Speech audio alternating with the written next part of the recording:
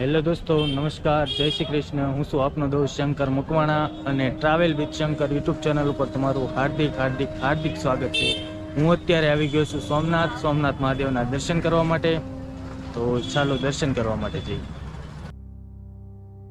આ છે મંદિરનો એન્ટ્રી ગેટ અને હવે આપણે અહીંથી મંદિરે સોમનાથ મહાદેવના દર્શન કરવા માટે જઈશું.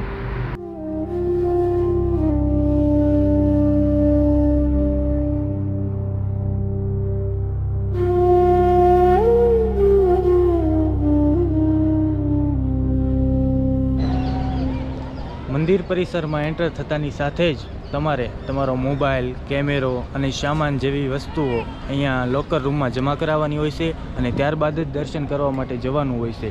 તો હવે અત્યારે હું મારો મોબાઈલ ને કેમેરો અહીંયા લોકરમાં જમા કરાવું છું અને દર્શન કરવા માટે જાઉં છું. તો વિડીયો સાથે બન્યા રહેજો.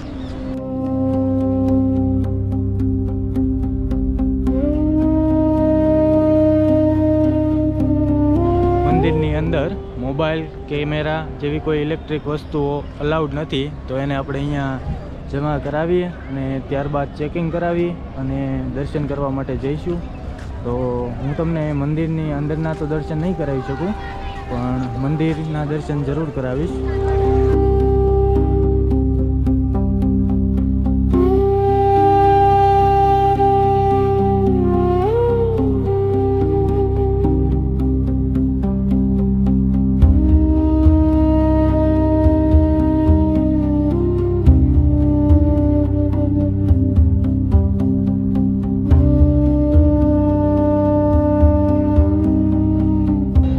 ભારતના 12 પવિત્ર જ્યોતિર્લિંગોમાં જેને પ્રથમ જ્યોતિર્લિંગનું સ્થાન મળેલું છે એવા સોમનાથ મહાદેવના દર્શન કરી અને હું આવી ગયો છું અને હવે હું મંદિર પરિસરની બહાર જઈ રહ્યો છું.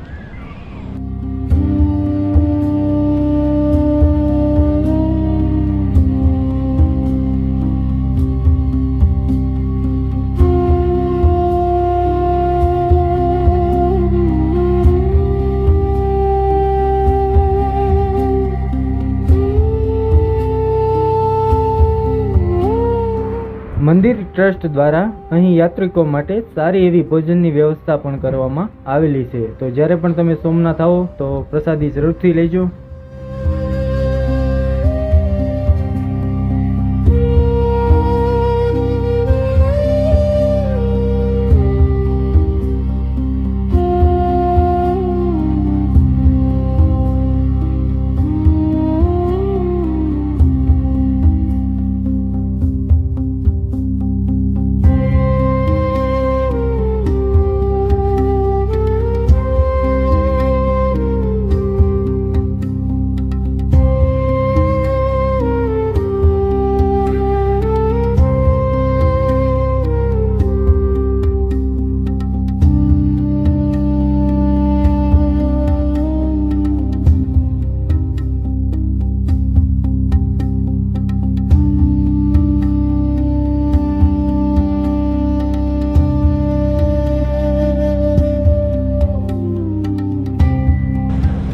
મારી પાછળ જે તમે પ્રતિમા જોઈ રહ્યા છો એ વીર હમીરજી ગોહિલની પ્રતિમા છે. એવું કહેવાય છે કે સોમનાથને નુકસાન પહોંચાડવાના ઈરાદેથી આવેલા આક્રમણકારોને મુંહતોડ જવાબ આપવા માટે તેમણે પોતાનું શીશ સોમનાથ મહાદેવના શરણોમાં ધર્યું હતું.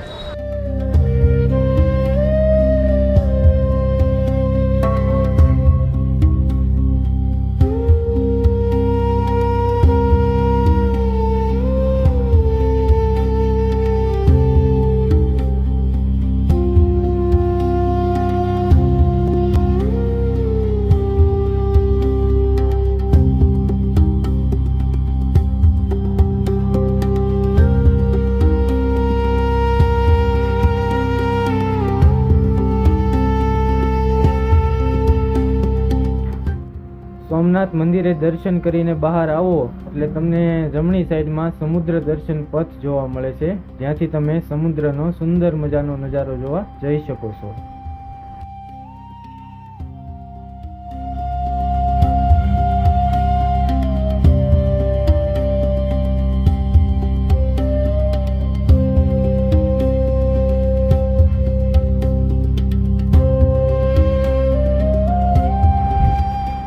સમુદ્ર કિનારે જવા માટે સૌપ્રથમ તમારે અહીંથી ટિકિટ લેવાની હોય છે, જેની કિંમત માત્ર 5 રૂપિયા છે અને ત્યારબાદ જ તમે અંદર એન્ટર થઈ શકો છો.